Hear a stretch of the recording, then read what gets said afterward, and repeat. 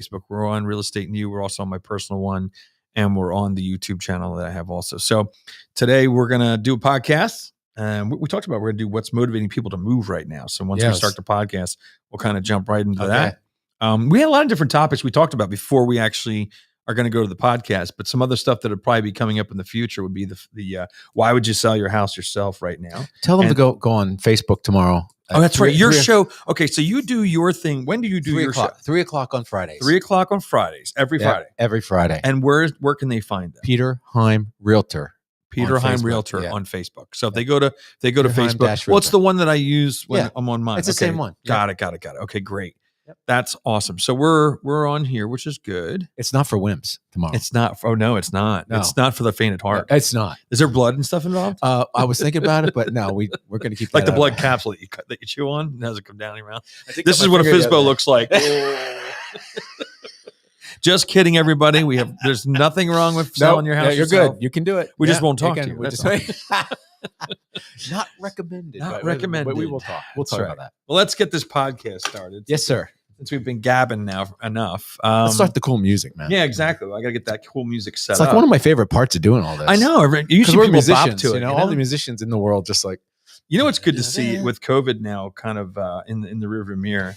There we go. With that being the rearview mirror, a lot of the bands are coming back out. I know. Like we're going to see Genesis. We're going to see. Going to see Michael Bublé. I'm going to see Billy Joel. All kinds of concerts. Between the end of 2021 and 2022 is going to be crazy because everybody and their mother is touring in 2022. Yeah, so it's going to be pretty cool. Good luck with that. Yeah, exactly. Yeah, exactly. All right, so we're going to start this thing. So we got to be quiet for a second.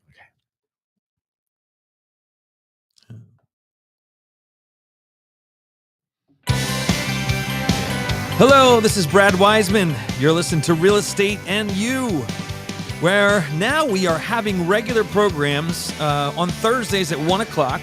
We have today Pete Heim from Keller Williams here, and we are doing a Pete's Point of View now. That's our new thing. Well, that's his new thing here. And we have him coming up to talk about different things. We are going to do a couple different topics today, which is really cool. So definitely stay on here and listen up.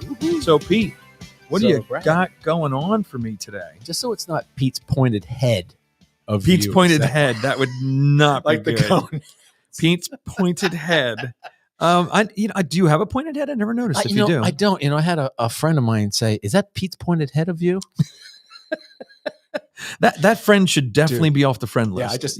I would just cross them. He's gone. Absolutely. So today, what we thought about with a topic would be what's motive. We saw this on Keeping Current Manners, which is a great website. Yeah. The public can go look at this. There's a lot of good blog stuff going on. Yep. And we thought we would kind of, piggyback from what they have on here, which is what's motivating people to move right now. And I think we can expand on some of the things they have on here. Yeah. One of the things that was interesting, and you said that you heard about this too, is obviously we all know that during COVID, working from home became huge. Yeah. Became very common. Very popular. Yeah. And what they're finding is because of that, people that live near the cities or live in the cities are realizing that, hey, if I can work from home 2 days a week or 3 days a week, I can move further away. Yeah. The beach. Or if I get, the beach. Exactly. Right. And a lot of times you can get a lot more house for your money when you're moving outside of a metropolitan area. Mm-hmm. Now, we all love metropolitan areas and we love that, but obviously it comes down to your budget and everything else. So that is interesting. And they're thinking that a lot of these people aren't going to go back home or aren't going to go back to work. I should say, not back home. Aren't going to go back in. Into a work environment. Right. What are you hearing on that? Yeah, I'm hearing the same thing. I mean, I'm also part of CoStar with the commercial side of things. Yes. I get a lot of that. It's really, you guys know me by now. I'm an information geek. Right. I mean, I love stats like Eric Keller does, and you do. You love that. Yep. And that's our job anyway, to stay informed and pass that information on to our clients. CoStar has all the office kind of space information and all that. And it's way down. Really? I mean, unfortunately, it's way down. Now, the multi-unit purchases are starting to skyrocket again, but office space is going to change. Wow. And it's going to be interesting how that plays out, because I think I saw the stat, darn it, 56%. Interesting. It's going to stay home now. 56%. What? Yeah. There were some numbers in here too. I don't know if that number was about that. There was a 6 and a 5 in there. It was either 65 or 56. I'm hoping it was 56, but Yeah, and there's some stats here too with this. It says for customers who cited COVID-19 as an influence on their move in 2020, the top reasons associated with COVID-19 were concerns for personal and family health and well-being, 60%. Desires to be closer to family. So that was another thing. People want to be closer to family. Multi-generations. Yes, exactly. And also when you have a pandemic, you want to be closer to take care of them. Yeah, man. Make sure they're okay, But they're saying here that people working remotely is going to be kind of more of a trend. Yeah. Then it's not like all of a sudden COVID's over and we're going back to our office. No. So my thing is like in the city of New York, and I think you're talking about CoStar. Yeah. Like how much commercial space is going to be available? They're going to have to repurpose it maybe. Yeah. I mean, until this all shakes out. Right. Because we don't really know. Right. Really. I mean, this is temporary possibly, right? Yeah, exactly. But I think all businesses are starting to rethink how they have their workers work. Well, there was some negative on people working from home too. I mean, the refrigerator's right there, and the dog's barking, and there's things that happen. So I guess we really don't know how this is going to shake out. Well, we're speculating right now. Yeah, and what's funny? You bring up the refrigerator at home, which is definitely a problem for me. But listen to this. One of the other things that came out of this is people are now looking for homes with room for fitness and activities. Yeah. Oh yeah. Because if you're working from home, if you're at home and you're not going out as much as you used to, because think about a lot of people would go to the gym on the way from work or the way to work. So if you're not going to work, if you're not coming back from work, where are you working out? Right. Probably in your home. And how are the gyms doing? I don't know. It's a good question. I think the online stuff here, just as interesting, some stats here. At home fitness equipment is up 50%. Peloton and that kind of stuff. Yeah, even treadmills, whatever, even the more simple thing. Personal trainers, nutritionists up 48%. Personal trainers because they come to your house. Yeah, right. Mm-hmm. Online fitness classes and subscriptions up 17%. That was already starting to get up there before COVID. But I thought that was really interesting. That's interesting. Yeah. So once again, another reason for people to move possibly would be, hey, I need room for a gym. Yeah. I need room for an a treadmill. Office. I need an office, right? I want more yard space. I want a second home on my property, or I want to put an in-law suite on because all that. Yes, starting to come together. Have you heard this one yet? It's not a joke, by the way. There's two guys walking to a bar. No, have you heard this one? I have a couple, two couples that I worked with recently. They need two offices in the house because now both of them are working from home. Yeah, that's an interesting. Because now it's not just, oh, we have two kids.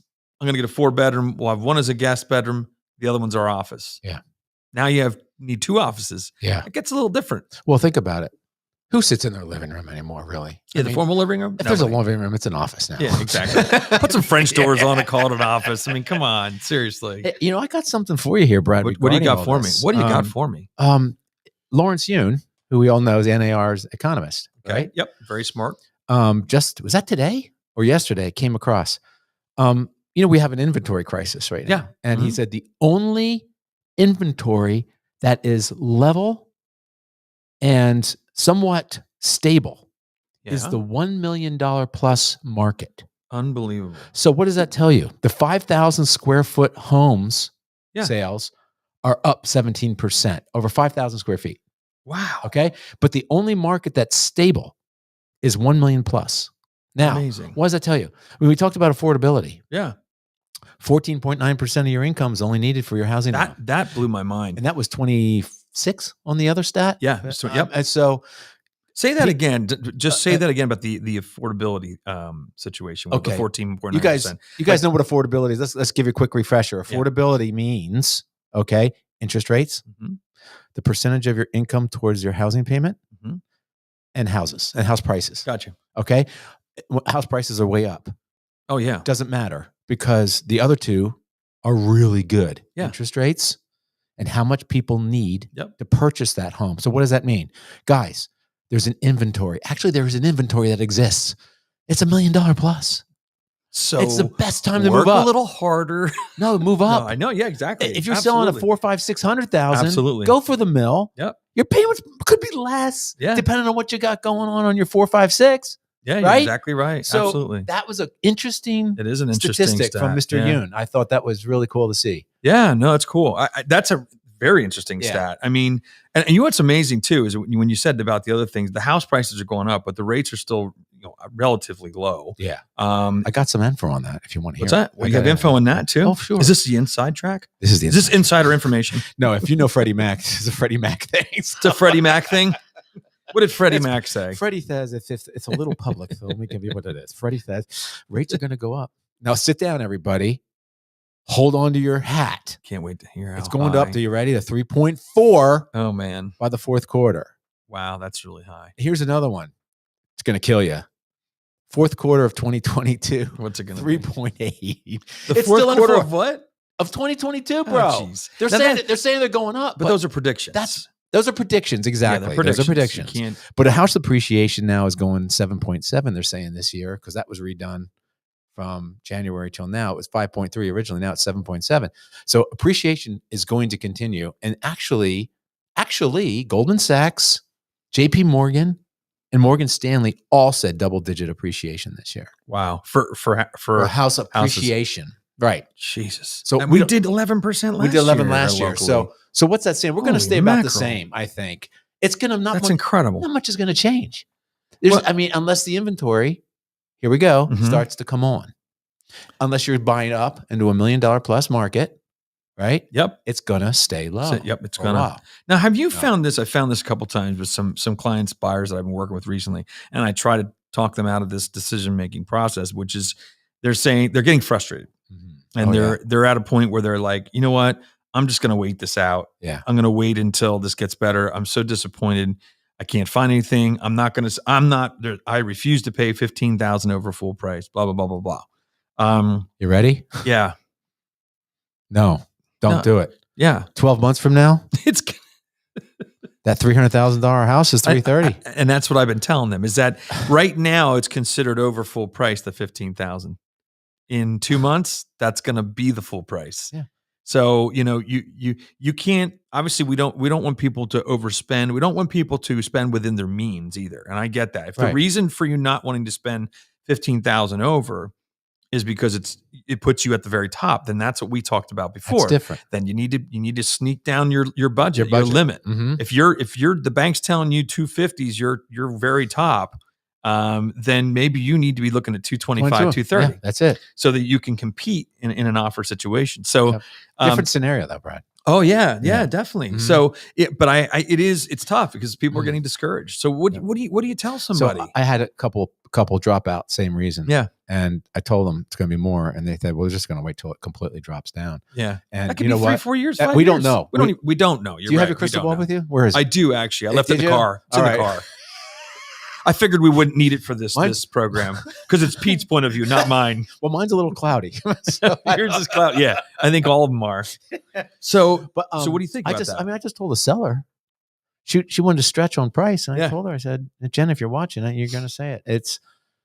She said 2.25, but I feel almost like I'm ripping people off because nothing has sold around 2.25. I said, well, let's wait a few weeks. It will be there. Yeah. Let's wait a few weeks. Yeah. Because, if it was 16% in March, which we heard it was, dude, it's there. It's going to be there in a month.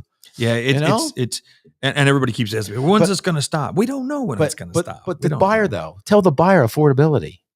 Yeah. Their affordability is going to get worse. And that's so true. Because as the rates, even though they're going up from 3 to 3.4 by the end of the year, that $300,000 house by the end of the year is going to be $330,000. Yeah. So you've got two elements there, and that's that went up. The issue here is that I think people today have taken for granted these rates. Yeah, they're using that as a concrete wall. Yeah. It's not. That moves, and that can go up and that can go down. The rate is not something that's solid, but it's been solid for so long. Interest rates that people are just looking at the price of the house. They're not thinking about the interest rates. No. They're not thinking about all the other things that can affect the purchase. And millennials haven't seen a rate under 5, over 5. Sorry. Yeah, it's so true. So true. When's the last time that happened? It's been a long time. Never. I mean, in the 30-year average was 8.9. We know that. Yeah.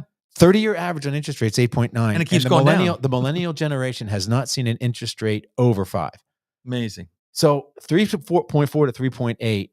I can remember you and I rejoicing in the hallways at the old building, or in this one maybe, when it dropped to 7%. Oh my God, yeah, We are going to sell. party in the streets. But yeah, Mac, it's amazing. And that's why I always say too, people say, well, with rates as low as they are, is that why you're so busy? It's not just the rates. Right. I always say consumer confidence has a lot to do.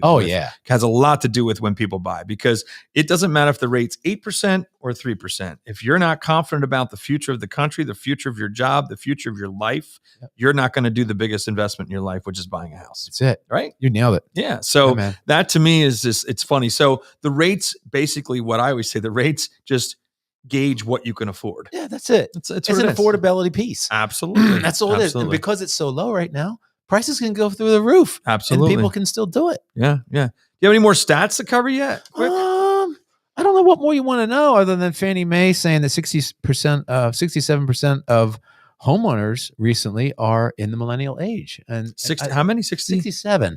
And that's huge. That's a big number. And you know what? They're coming into that first time buyer age. And I thought that was pretty good. And all of them said it's a fantastic time to sell. And just think, all their parents are bought houses completely different than what they're buying them now. Yeah. Like that just what cracks me up is that they're the ones that come in and go, well, my dad said offer 10% less.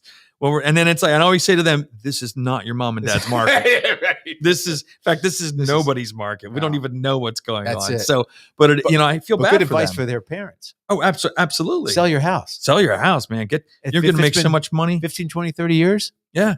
Oh my gosh. There's so much money there. It's amazing. Yeah. You know what else was an interesting thing I saw? And this was in another article and has nothing to do with particularly with this, but it talked about the difference between renting and buying, and how in a market like this, what's really interesting is if everybody always says, oh yeah, but rent, buy. The thing that I thought was cool is that when you rent, you are paying for a product. Yeah. Okay. That product goes with the market. Okay? Oh yeah. So if you rent and every year the market goes up, your rent's going to go up a good amount. When you buy a house, the only thing that goes up at a very, very slow rate is your property taxes. Yep. And your house and your homeowner's insurance. Yep. So it is interesting that it's a fixed payment though. It's a fixed payment, right? Taxes, insurance, separate, right? But the housing payment, which is principal and interest, is fixed. It's fixed. Here's from 1990 to 2020 median asking rent. 1990. Yeah, that's what I saw. This is what I saw. That's the one. Of course, unbelievable. Even with glasses on, I can't read anything. Yeah, well, I can't see anything. But the graphic is amazing. I don't know if you'll see the graphic. Is you can see the graphic. Unreal. Look at that. That was back years ago, and but look at the rent, and that's how much it's going up. That's how much from 1990 to 2020. It's crazy. What is that? Not even what that number is. I can't even. That's the year 2020. Hang on. I can't see the number. Dude, you're squinting so much. It's those wrinkles on my eyes have gotten 10 times worse. Oh, it does stink. Oh, yeah. So to wrap up the whole why are people moving? One of the last things it said on here was people are looking also, they're moving out of the metropolitan areas. Yeah. Is outdoor space. Yeah, that's it. During COVID, the only place we could go to just feel free and feel outside or to feel good was outside. Yeah. Whether it was 50 degrees out or 90 degrees out or whatever it was, people want to be outside. Outdoor safer. Yes, exactly. Mm-hmm. And even when you did get together with people, you stayed 6 feet apart or whatever, and you were outside. Yeah. But it just felt good to be outside. Oh yeah. And it felt good to be cooking outside. It felt good to be grilling or whatever. So this is an interesting stat here. Outdoor kitchens. 60% of homeowners are looking to add outdoor kitchens. 60%. 60. That's a big number. That's a lot. And I'm one of them. I would love to add an outdoor kitchen. Yeah, it's just fun. Yeah. Edible garden. Millions of people began to gardening during the pandemic because you didn't go to the grocery store as much. We're all seeing it. Yeah, exactly. Secluded spaces. As outdoor activity increases, so does the need for privacy. She sheds, fences, all that kind of stuff. One of my favorite commercials. I know, isn't that funny? That thing blows up. That's great. Yeah, love it. So I just thought that was some interesting information about what's motivating people to move. And let me just give you one last thing on that. Go ahead. And then we're going to wrap this up. Okay, the renter thing. Share of income spent on housing. Yeah, there we go. That's a good one. Okay, this is a good one, guys. Listen to this. If your income is less than $20,000 a year, you spend 48% of your income on rent and 38% on buying a home. Wow. Okay. If you're less than $50,000, okay, you spend 34% of your income on rent and 24% on a mortgage, a house. Interesting. Here we go. All incomes. All incomes. That's All incomes, everybody. every level. 26% on rent, 16 on house. Wow. That's amazing. It's more affordable to buy a house. It is. Absolutely. It's better to buy a house. Yeah, Sorry, landlords. I mean, some well, and like I said, because prices go up on rent every year. And there's a time to rent. Absolutely. There's a time to rent. When you need to be mobile. Yeah. If you're here's the time when I tell people to rent, and we're gonna go over time here a little bit, but that's right. Sorry. The time to rent, I always tell people is if you need to be able to move somewhere quickly. Yeah. Yeah. If you're just getting through a divorce, I would suggest renting for the first year after that. Or getting to know an area. Getting to know an area. Exactly. Mm-hmm. Somebody coming in from outside the area. Just get to know to know the area, because you don't want to have to be like, oh, this is not where I want to be. There's just times if you think your job's going to move to Texas, then maybe you want to cash out now, rent for the next couple, you know what I mean? I thought about it. But you have 14 kids. I know, it's not going to work out. Everyone will buy a hotel. Is any apartments that have 14 bedrooms? He doesn't have 14 kids. He has 7, right? Yeah, seven. Like something like that. Last I checked. I don't know. And we're going to get one of your kids to come in here on the show. Yeah, man. Christopher, we're going to get him in here, man. He's got one of his own here that's in the business, which is really cool. Oh, yeah. He's a lot of fun. And I know you have a lot of fun with him. Yep. He's a great guy. And he drinks whiskey, which is really fun. Yeah, he likes the old fashioned. Yeah, I love that. Yeah. I think that's cool. It's like an old soul. He's like an old soul in a young man's body. I love it. I love it. Yeah. We're going to have to wrap this up. Okay. So, sorry. Thanks for coming out again, man. Always this great, was a good time. Yeah, really good time. We're going to wrap this up. So that's Pete Heim there. He's going to come back again. Oh, yeah. Right? First Thursday of the month. First Thursday of the month. Pete's point of view here. Yes, sir. That's a good time.